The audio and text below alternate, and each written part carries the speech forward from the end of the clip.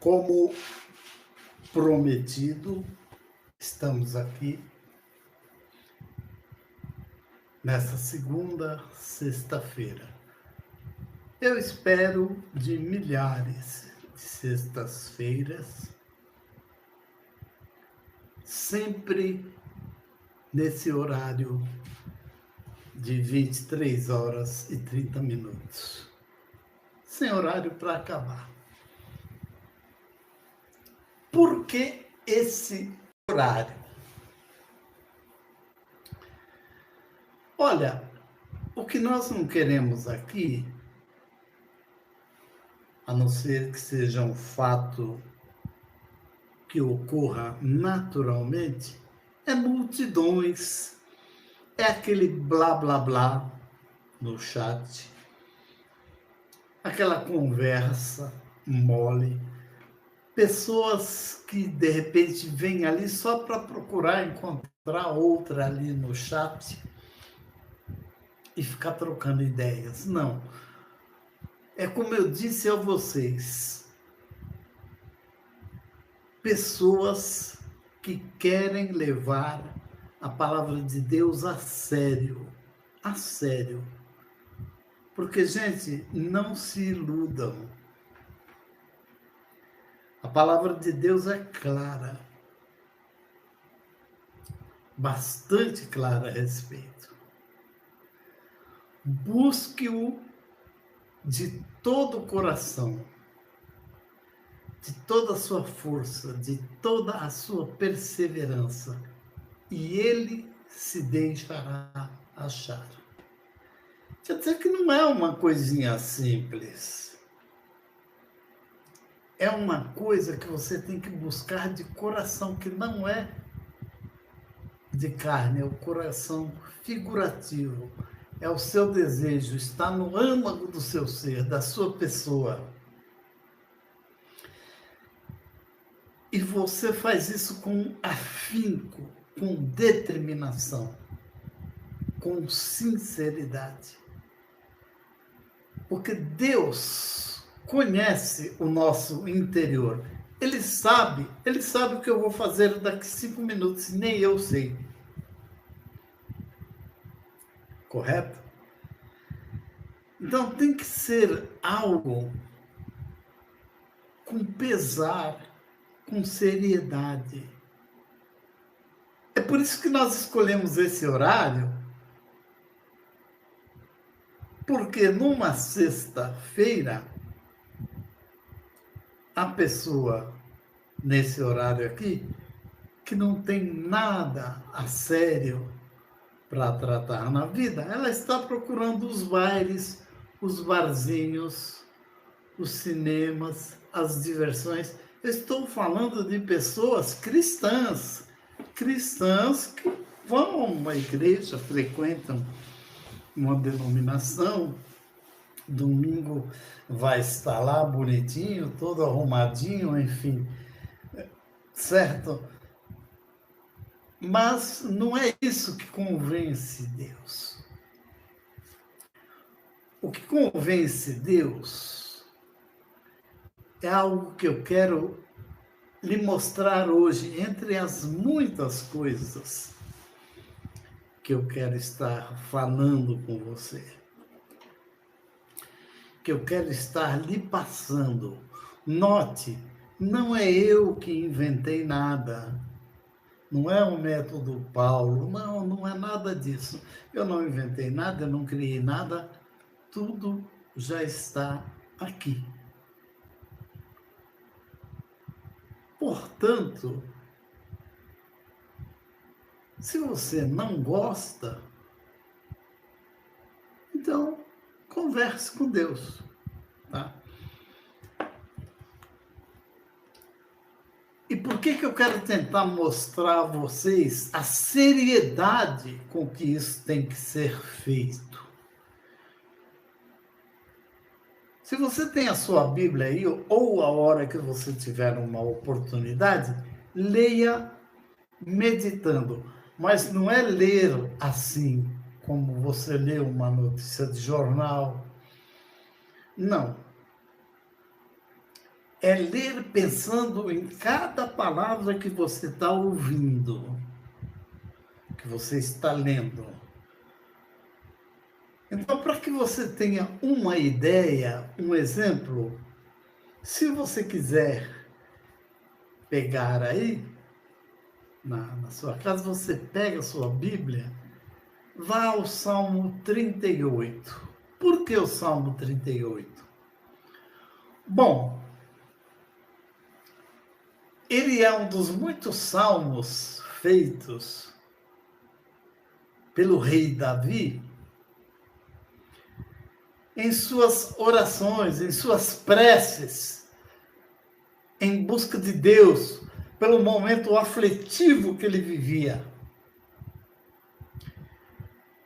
Para que vocês tenham ideia, eu creio, embora a Bíblia não relate isso, mas pelo teor do salmo que nós vamos ler, o que disse o rei Davi em oração a Deus, é quando ele estava no pior da vida dele como ser humano, quando ele tinha feito o pior como ser humano. Que quero crer eu, foi exatamente aquela questão, aquele pecado com Betseba. Betseba era mulher de um general seu, um dos seus generais, um dos seus soldados de fé. E por ele avistá-la do palácio e ela avistar ele, ele acabou cobiçando, desejando, e vocês sabem a história. Então, que pecado cometeu Davi? Hoje mesmo, em dia, se você for analisar, é muito pesado o que ele cometeu. Ele adulterou com ela e depois, para esconder esse fato, mandou chamar o general, o marido, que estava em frente de guerra, mandou chamar para que ele fosse dormir com ela, para que ele fosse descansar em casa com ela. Recomendou isso. Qual era a intenção? Que coabitasse e, obviamente, o que dali nascesse, ficasse ele como pai, o general. Mas esse se recusou a ir para casa, a abandonar a frente de guerra. E a história, vocês sabem, ele não teve outra situação a não ser mandar aos outros generais que estivessem acima daquele que colocasse ele na frente de batalha. Para quê? Para acontecer o que aconteceu, ele morrer. E, obviamente, ele, rei, não teve que passar por um apedrejamento, que era a pena para os adúlteros na época. E de quebra livrar Betseba. O filho dessa união espúria, vocês sabem, o primeiro morreu e o segundo foi o rei Salomão. Mas aí ele já casado com Betseba. Então vocês vejam a qualidade, a força do pecado que ele cometeu. Acho que hoje em dia já é difícil você ver coisa igual. E ele foi perdoado? Foi. A palavra de Deus diz que Deus ouviu as suas orações, viu que elas eram sinceras, viu que havia um arrependimento. Porém, a palavra também diz que Deus disse a Davi: a espada, porém, não sairá da sua casa. É só vocês pesquisarem o reinado conturbado que foi, porém próspero, né? E por fim, Deus não permitiu que ele fizesse o templo, porque ele tinha as mãos, muito sangue nas mãos. Era salvo? Era. Mas vocês vejam o teor da oração. Essa oração que você tem que fazer, não exatamente esses dizeres, mas com esse teor. Porque provavelmente você não cometeu um pecado tal qual o de Davi. Correto?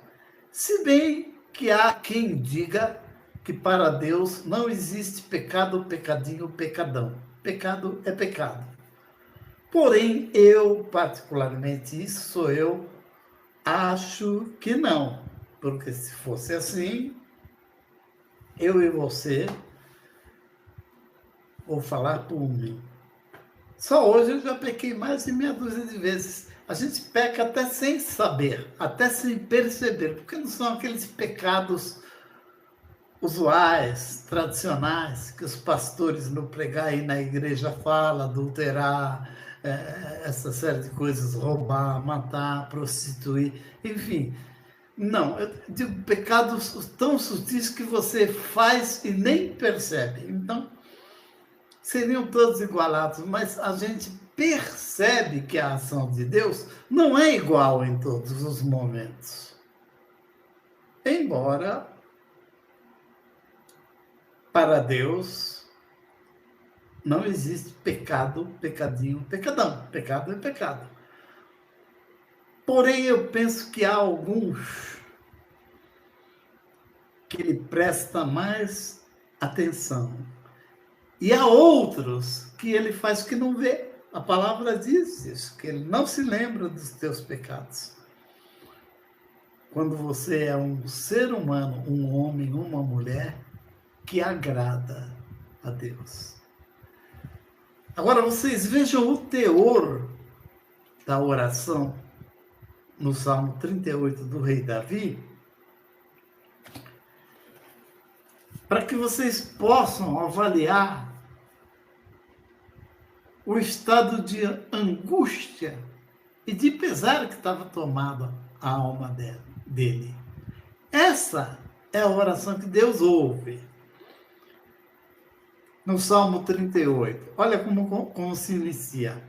Ó Senhor, não me repreendas na tua ira, nem me castigues no teu furor. Quer dizer que Deus se ira? E Deus tem furor? A palavra está dizendo, tá? Para os que ensinam aí para você que Deus é amor, ele é amor. Porém, ele é justiça, é sabedoria, é poder. Entende?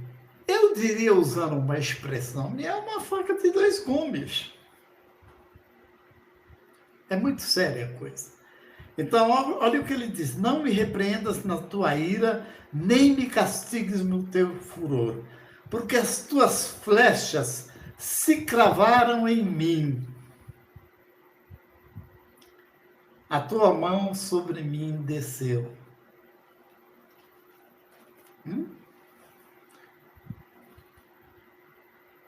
Não devia ser coisa fácil, né? Não há coisa sã na minha carne, por causa da tua cólera. Ele, sendo a Deus, por causa da tua glória. Nem a paz nos meus ossos, por causa do meu pecado. Por isso que eu lhes disse que eu acredito que quando ele orou esse salmo, que se tornou um salmo depois, provavelmente era diante de um pecado grande. E esse foi um pecado grande. Pois já as minhas iniquidades ultrapassaram a minha cabeça, como carga pesada. São demais para as minhas forças. As minhas chagas cheiram mal e estão corruptas por causa da minha loucura. Porque os meus lombos estão cheios de ardor e não há coisa sã em minha carne. Estou fraco e muito quebrantado. Tenho rugido pela inquietação do meu coração. Senhor, diante de ti está todo o meu ser, o meu desejo, o meu gemido não te é oculto. O meu coração dá voltas, a minha força me falta, quanto à luz dos meus olhos ela me deixou. Os meus amigos e os meus companheiros estão ao longe da minha chaga, e os meus parentes se põem à distância. Todo mundo fugia dele, todo mundo queria ficar longe dele. E todo mundo sabia que era a mão de Deus pesando sobre ele pelo que ele tinha feito. Também os que buscam a minha vida me armam laços, e os que procuram o meu mal falam coisas que danificam e imaginam astúcias todo o dia. Armações, conversinhas moles que você conhece. Aí na sua família, aí na sua vizinhança acontece. Conversinha sem pé, sem cabeça, armação, como dizem no linguajar popular, aquelas armações, aquelas casinhas de caboclos. Isso aqui. Também os que buscam a minha vida me armam laços, e os que procuram o meu mal falam coisas que danificam e imaginam astúcias todo o dia. Olha que perseguição, tá? Olha que perseguição.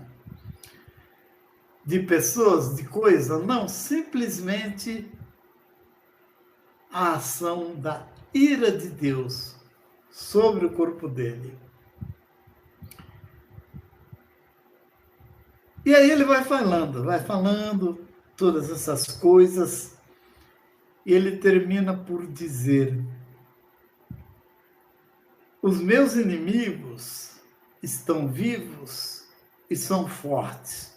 Os que sem causa me odeiam se multiplicam. Então vocês vejam depois você lê aí até o final. São 21 versículos.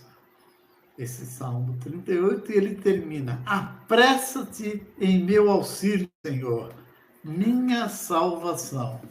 Então vocês imaginam a situação em que esse homem estava. É óbvio que eu não estou me comparando, eu não passei 1/1000% disso. Mas eu, quando deixei a macumba, que engloba uma série de situações, eu pertencia a uma pleia de pais de santos. Eram 12, os 12 discípulos de Satanás, dos quais eu era um. E quando a palavra de Deus tocou em mim e eu me converti,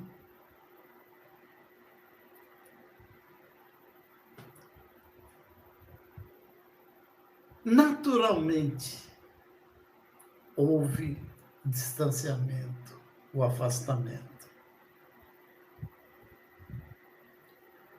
É uma coisa natural. Eu nunca senti falta de nada. E olha que o trem foi grande. Mais de 1000 pessoas saíram da minha vida, que me conheciam, que me abraçavam, que me davam um tapinha nas costas, que me rodeavam, que comiam a minha mesa, enfim. Centenas. Sumiu todo mundo. Graças a Deus. Isso soaria ao ouvido, então não valeu a pena. Você perdeu tudo a partir do momento que você se converteu. Ora, não era para você ter ganhado?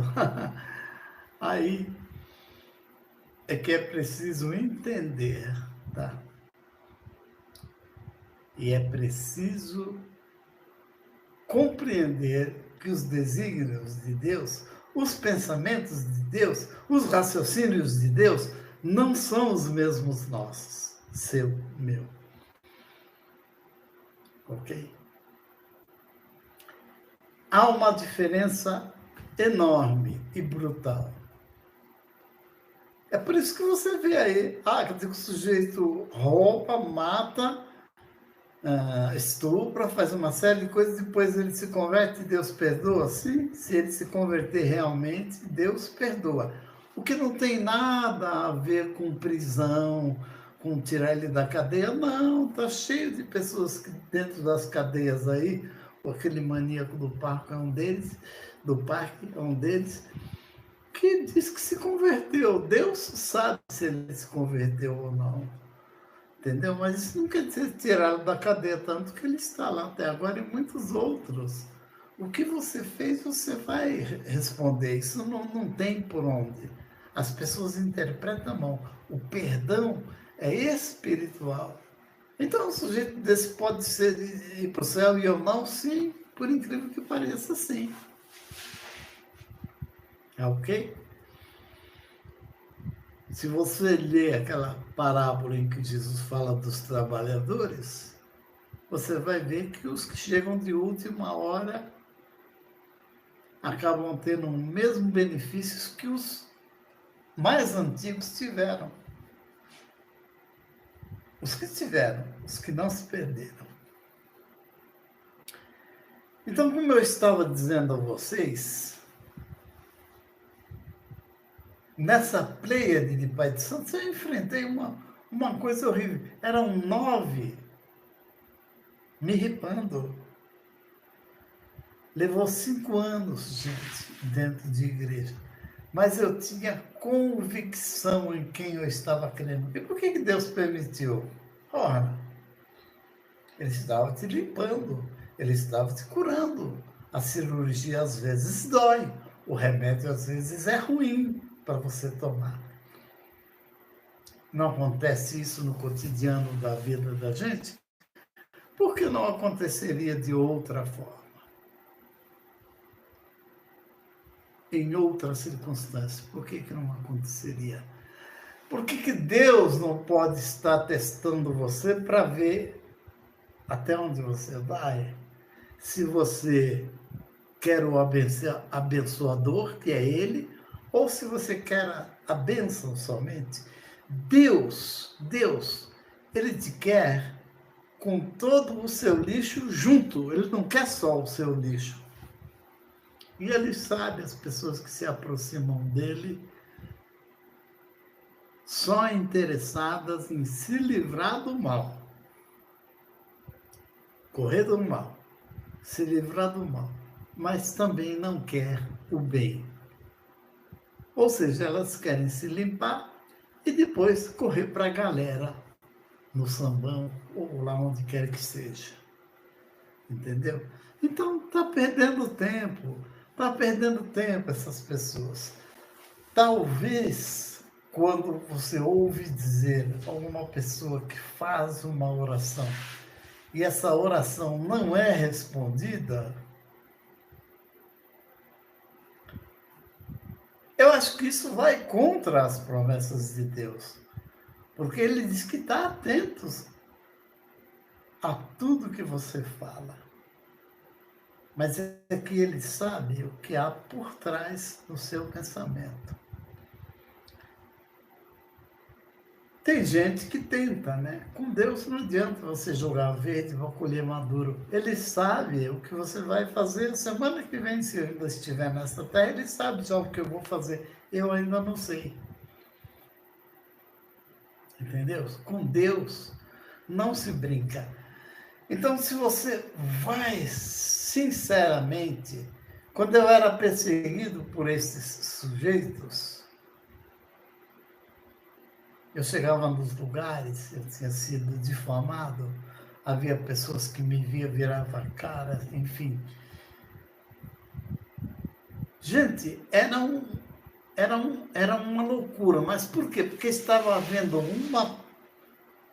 uma passagem daquela vida de glamour, de policial, de detetive particular, de advogado, enfim, aquele glamour das noites paulistanas. Estava havendo uma mudança de fase. E, obviamente, aquilo estava sendo tirado, aquele lixo estava sendo tirado, removido. E a limpeza, meu amigo, você tem que sentir o cheiro do detergente ou do produto que usam lá, que às vezes te incomoda. Né?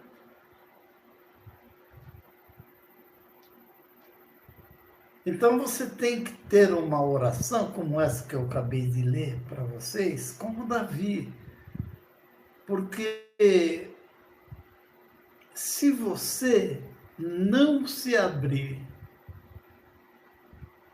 se você não se derramar, se você não for sincero, sabendo que o que você está falando, ele filtra,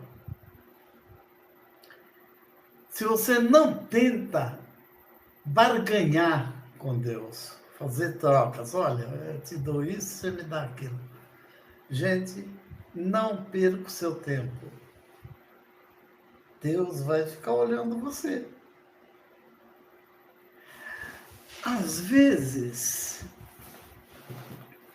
eu observo aqui na chácara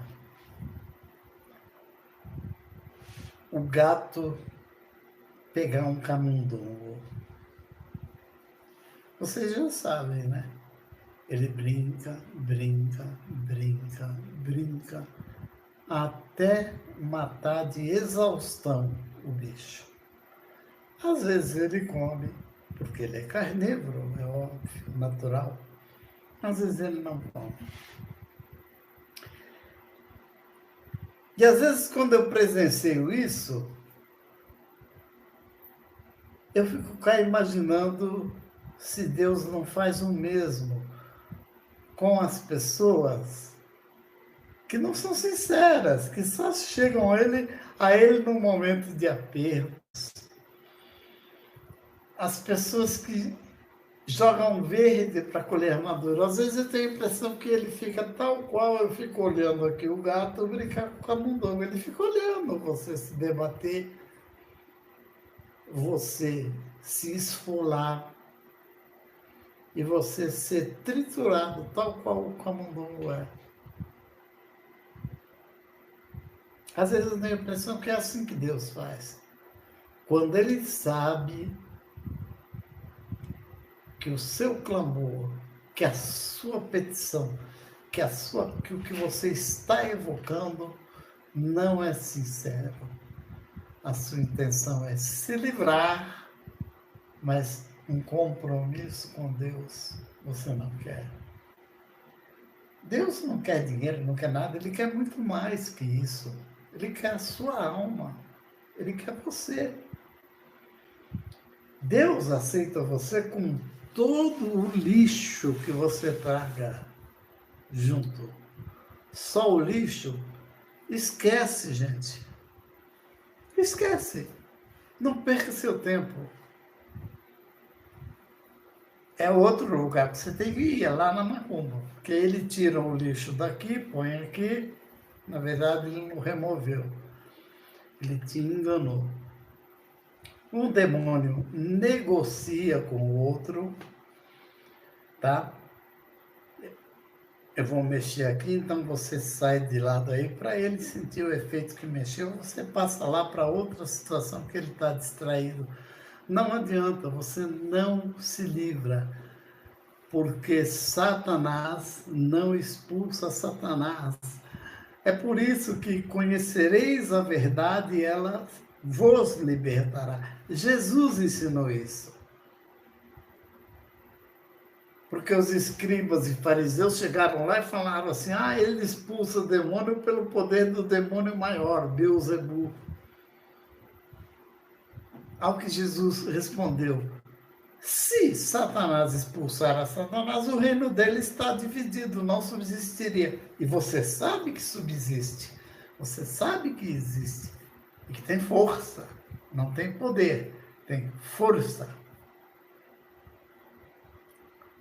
Entendeu? Então, eles negociam. Demônios não brigam por causa de uma pessoa. Eles negociam, a oferta que ele recebe vai um pouco para o outro, enfim, fazem um bem bolado. Que tem um país aí no mundo que faz muito isso, né? Principalmente nas prefeituras, aquele bem bolado toma lá, dá cá, né? Tem um país aí no mundo que faz isso. Tem mais de um, mas eu estou me referindo só a um, né? Acho que é meio familiar para você também, tá bom? Então, qual é o objetivo? O que Deus quer? Que você o busque de todo o coração e de toda sinceridade. Não busque ele por buscar. Não faça por obrigação. Eu tenho dito bilhões de vezes. Há pessoas que me perguntam: que igreja é melhor? Que igreja é boa? Que igreja é séria? Ora, eu vou dizer uma coisa sinceramente para vocês, o que eu acho. Eu acho que toda igreja que professa o Senhor Jesus como Rei e Salvador, e recomendo que você, quando decide abandonar os pecados, você se batize, e isso é só depois de você adulto, não é criancinha, porque você, primeiro, que não tem pecados. Segundo, que você não tem consciência do que é o batismo. Tá? Aquele que crer e for batizado será salvo. Quem não crer está condenado. Ora, mas eu fui batizado, creio e eu estou aqui numa pindaíba terrível. Alguma coisa está errado. Alguma coisa está errado. Entenda, Deus sabe o que você pensa. Deus sabe o que você vai fazer daqui uma hora e nem você sabe.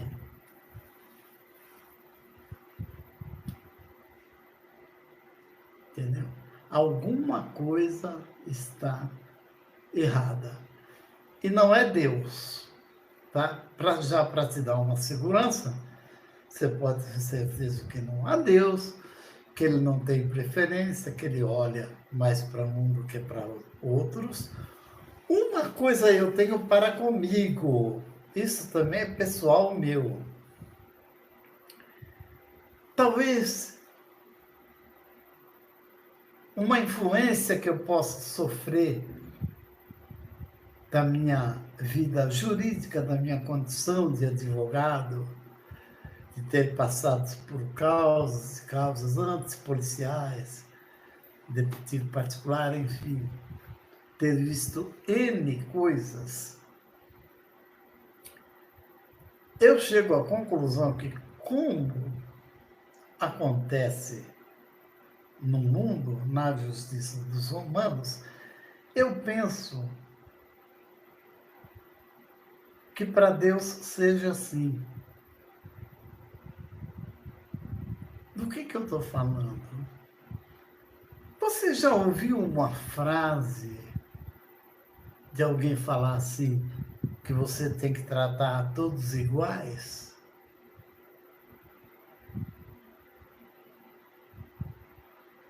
Será que Deus trata todos iguais?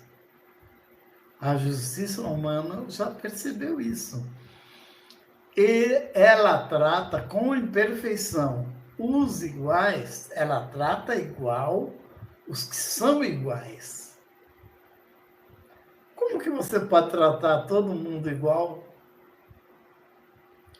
se as pessoas não são iguais? Eu vou te dar um exemplo mais característico. Como que numa família, um pai, ele pode tratar todos os filhos iguais? Suponhamos que ele tenha 2 filhos.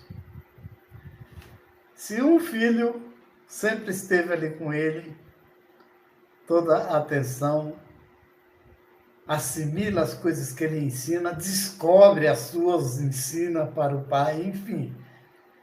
E outro que não está nem aí, só sabe comer, beber e dormir. Como que você pode tratar iguais essas pessoas? Como que você pode tratar iguais pessoas que não do seu ser familiar, que você conhece? Como que você pode tratar iguais se eles são desiguais? Há pessoas que simplesmente o seu olhar elas conhecem. E você já falou com o olhar. Para elas tomarem uma atitude. Vocês já observaram que há pessoas que sabem quando uma outra está por dificuldade, passando por alguma dificuldade, ou com algum problema, simplesmente de olhar a situação? E essa pessoa vai e resolve o problema, conserta, ajuda no que ele pode, coopera. E tem outro que nem percebe como que esses amigos são iguais. Não são iguais. Você não pode tratar ninguém igual. A igualdade, eu digo para você, com toda a certeza, a igualdade, tratar todos iguais, é uma injustiça para com você e para com eles próprios. Você vai ser injusto com um e injusto com outros. Agora, você tratar eles iguais, na medida que eles são iguais, eles são equivalentes, eles são próximos, é outra questão. Entendeu? É por isso que às vezes na igreja você vê alguém sair de uma igreja porque o pastor dava atenção a determinado grupo de pessoas e não dava atenção para uma ou outra. Porque ele compreendeu isso. Ele está administrando o rebanho e ele tem ideia quem é quem. Correto? E até para que a pessoa aprenda. Então, a igualdade nesse aspecto, você começa a observar como você se relaciona com cada pessoa, começando de dentro da própria casa e começa a se espalhar na vizinhança próxima, nos amigos, enfim. Entenda que a família da pessoa de Deus não é exatamente só consanguínea, não. É que ele vai arregimentando pelo caminho. Entendeu? Procure exortar essas pessoas e levar elas a entender a palavra de Deus. Igreja, como eu tinha iniciado a dizer isso para vocês, eu acho que toda igreja que confessa Jesus como Senhor e Salvador e cumpre, aquele que for batizado será salvo, que não for está condenado. Eu acho que todas essas igrejas têm no seu interior salvos e não salvos. Porque é só você raciocinar. Jesus, os apóstolos, quando pregavam e exortavam as igrejas, eles estavam falando para quem está dentro da igreja. E ele falava dos pecados, das omissões das pessoas. Ele não estava falando para quem está lá fora. Ele estava falando para quem está dentro da igreja, que está procurando se esmerar para ficar de acordo com a boa e perfeita vontade de Deus, como está lá em Romanos. Entenderam? Então, qual igreja você recomenda? Eu acho que em todas tem salvos e em todas tem não salvos. A que proporção? Eu acho que a maioria que estão dentro das igrejas não estão salvos. Infelizmente, gostaria de poder querer dizer diferente. O que são igrejas em si? Na minha visão, igrejas, estou falando cristãs, tá? Que professa fé cristã. E nisso se inclui a Igreja Católica. Igrejas são meras escolas.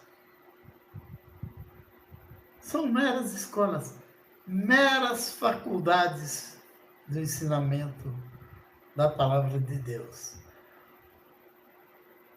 Estabelecendo um paralelo com as escolas e as faculdades humanas, eu posso com certeza afirmar sobre a igreja que existe ótimas, existe boas, existe regulares, existem fracas, existem péssimas. Tal qual escolas. Salvos. Eu acredito que em todas as religiões que professam fé cristã, há salvos. Umas mais, outras menos. A qualidade daquele ministério, de como ele exorta, de como ele ensina o fiel, a palavra de Deus, é que vai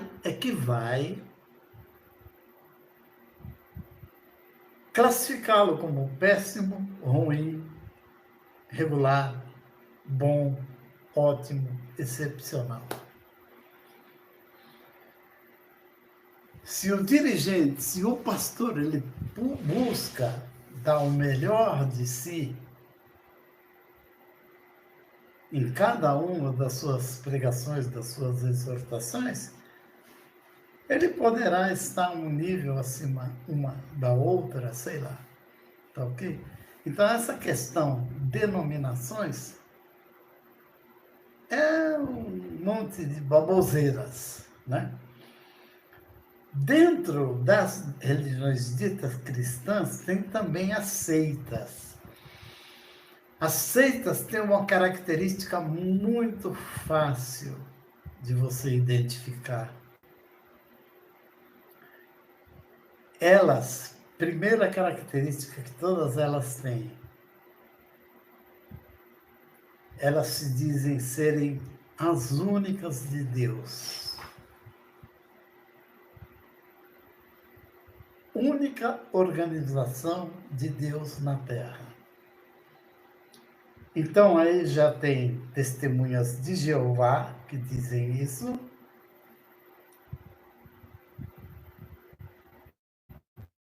Existem a denominação cristã no Brasil que também diz isso.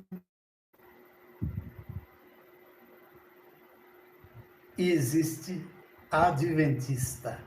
Eu falei só de igrejas que são grandes, né? São verdadeiros impérios, todas nascidas lá na América, nada é daqui. Proliferaram no mundo. Nossa, mas testemunhas de Jeová, um povo tão manso, tão ordeiro, todos eles são. Pois os dirigentes colocam essa marca neles de serem mansos, pacíficos, ordeiros, os gentis, exatamente para não contestar a eles, que não podem, nessas 3 situações que eu falei para vocês, não podem ser contestados os dirigentes. Não pode sequer se perguntar o porquê disso, porquê aquilo. Porque eles se dizem representantes de Deus na Terra e que o que eles dizem foi Deus quem falou. Por isso não pode ser contestado. E dizem absurdos. As testemunhas de Jeová,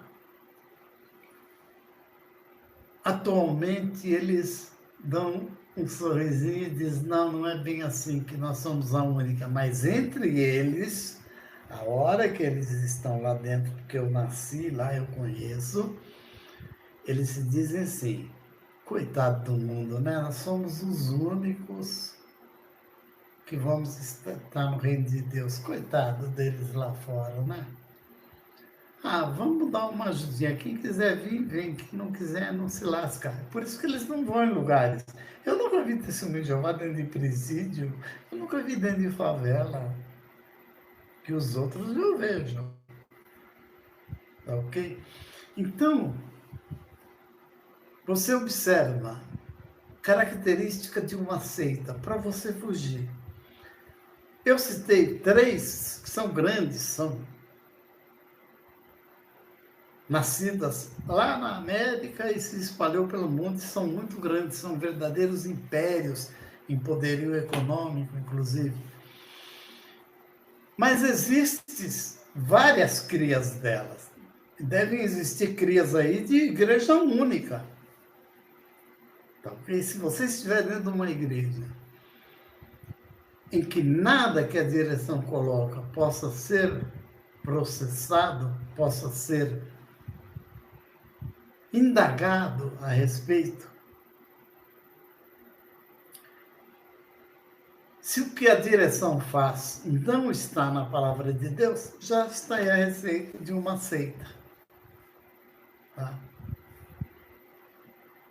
Que não vai te levar a nada. Eles são aqueles que a palavra de Deus diz que eles nem entram no reino dos céus e nem deixam ninguém entrar. Os que adoram eles e os que seguem ele vão pelo mesmo caminho.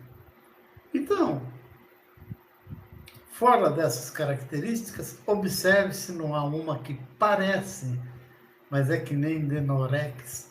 Era um remédio antigo de curar caspa e que havia uma propaganda na televisão que dizia, parece, mas não é. Entendeu? Então você é o seu tirocínio, é o seu comprometimento com a palavra de Deus, é o seu envolvimento com a palavra de Deus. É você conhecendo e se envolvendo que você vai aos poucos identificando. Então, fuja disso, porque a direção de uma igreja, ela até pode não ser contestada. Se a hora que o pastor te fala algo, ele abre aqui a palavra de Deus e mostra para você nela, sem interpretação extensiva. Tá? Então já não é ele, pastor, que está falando, e sim ele te mostrando a palavra. Tá? Se o que está na palavra, se o que ele fala está na palavra, tudo bem. Se não está, meu amigo, isso é coisa da cabeça dele. E se você seguir ele, você vai para o mesmo lugar que ele vai. Espiritualmente, que eu nem preciso dizer que você já sabe. Ok? Então é isso. Que religião? Não sei. Observa essas questões, tá? E nas suas orações, fale com Deus com a certeza absoluta. Tenha essa certeza que Ele sabe o que está aqui dentro, Ele sabe o que está dentro, em volta das pessoas que você se referiu. Ele sabe tudo. Ele sabe. E quando é que Deus se agrada? Quando é que Deus olha e presta atenção em você?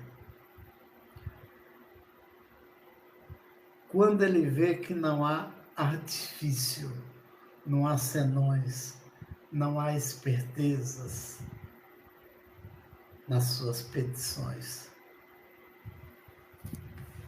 Como Davi fez, que eu li um pouco aqui para vocês. Tá? Como Davi fez. Olhem mais salmos aí. Vocês vão ver vários salmos. Vocês vão ver salmos também que Davi simplesmente foi todo agradecimento. Tá? As coisas de Deus, embora tem muitas igrejas aí, tem, porque eu passei outro dia de veículo numa cidade no interior, eu não acreditei o que eu fiz, eu dei a volta no quarteirão para passar de volta na porta de uma igreja evangélica. Não era alguma local lá dessa cidade do interior, mas havia moças vestidas, não nuas, vestidas bem por baixo, mas com um manto transparente branco por fora, dançando na entrada da igreja, nas portas, nas imediações, dançando balé, enfim. Estava se tocando músicas eruditas, algumas hinos evangélicos, outros não, e elas dançando. Aí você olhava, não, mas bonito, tá dançando, não é sensual, não é sem roupa. Para que isso? Para atrair adeptos? Para chamar a atenção? Tem outras maneiras mais bíblicas de você chamar a atenção, que é falar, falar, falar, ainda que se incomodem, falar na palavra de Deus. Isso são atrativos para que você se sinta bem no local e entre.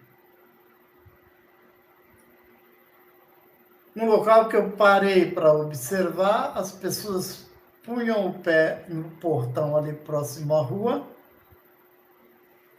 e eram recebidas e levadas para se assentar.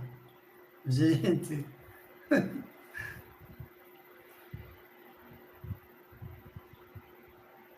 as bênçãos de Deus existem, são muitas. Tem mais de 8.000 promessas de Deus na Bíblia.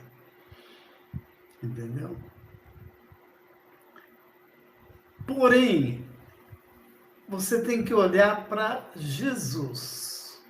Olha para Jesus.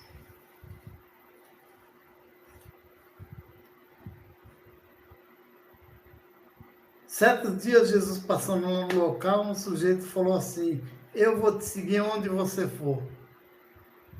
O que ele respondeu? O Filho do Homem, ele estava se referindo a ele, no meu entender, ironicamente. O Filho do Homem não tem onde reclinar a cabeça. Ninguém prega isso. Está pregando pobreza? Não. Não. Só que o afã de buscar a Deus para enriquecer materialmente é vão. Como assim? Ele promete vida e vida com abundância, sim. O conjunto do que seja vida, não é exatamente coisas materiais ou dinheiro. Entendeu? É o conjunto do que você pode chamar vida em abundância. Em abundância não significa você ter para estragar, para deteriorar, não. É só prestar atenção, as coisas de Deus são muito justas. Elas são que nem peças de um motor de avião de alta precisão, milimetricamente ajustadas. Elas não têm falhas. Entendeu? Então a oração é nesse sentido que você tem que fazer. Não existe um modelo de oração também. Sabe por que não existe? Porque Jesus já disse isso. Que nós não sabemos orar como convém. Então a oração mais linda que você ouvir aí na terra te agradou os teus ouvidos. Mexeu, brincou com a sua psicologia. Porém, bateu no teto e voltou, no sentido de Deus. Então não existe, porque está óbvio, já está escrito que nós não sabemos orar como convém. Por isso que o Espírito Santo intercede com gemidos inexprimíveis, quer dizer, nem você entende. O Espírito Santo ouve de você,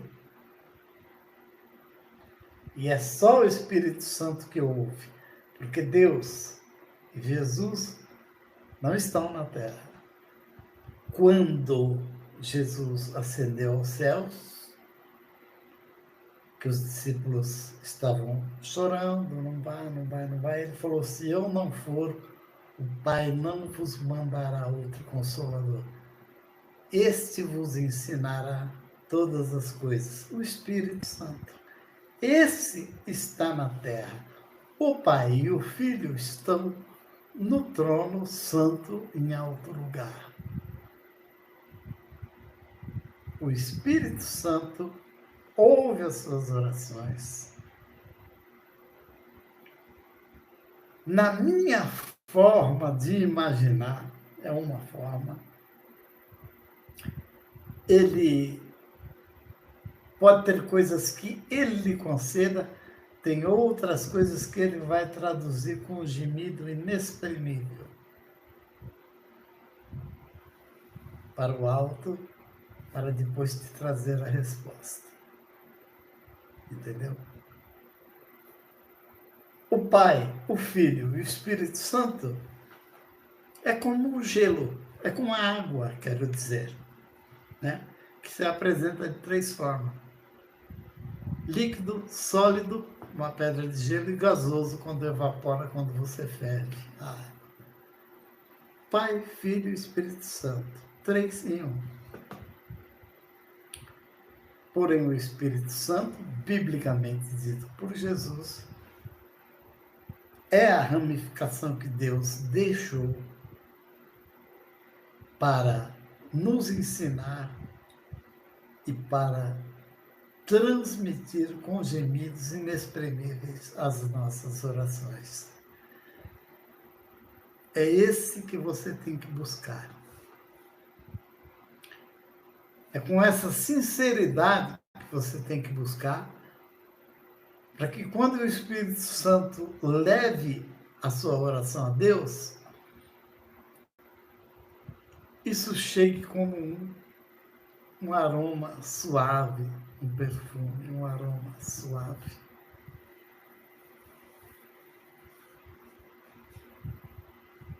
E que, obviamente,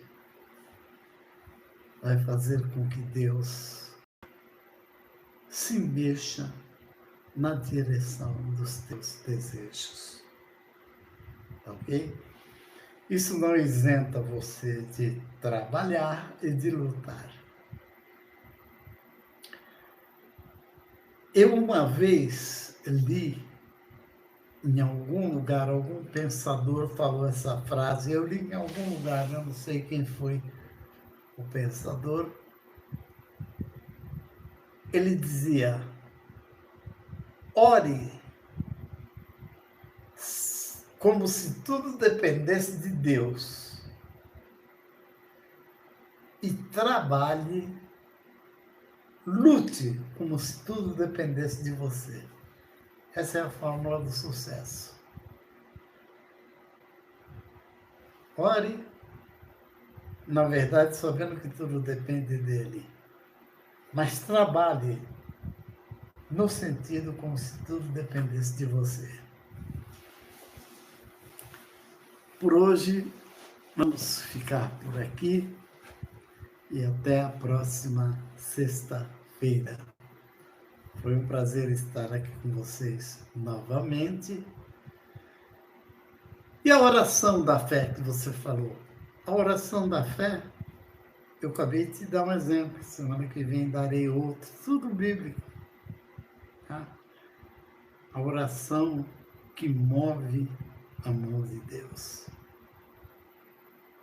Ela não precisa ser bonita, elegante, fina, com palavras benditas, com um orador portador de uma grande erudição. Não. Não precisa nada disso. Precisa partir do coração figurativo, que não é esse, é aqui. Essa é a questão única. E um pedido justo, sensato. Não justo no nosso entender, é no dele. Que às vezes, ou na maioria das vezes, não está de acordo com o nosso.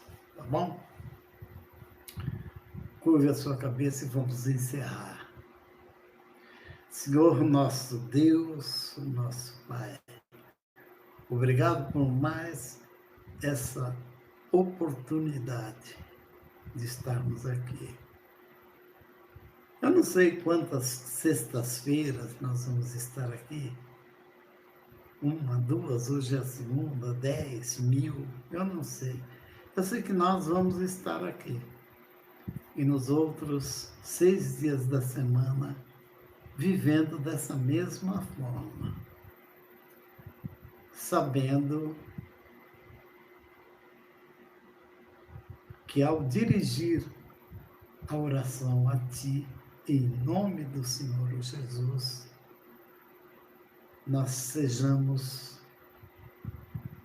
puros, límpidos, sinceros, verdadeiros. Porque ainda assim seremos passíveis de cometer enganos.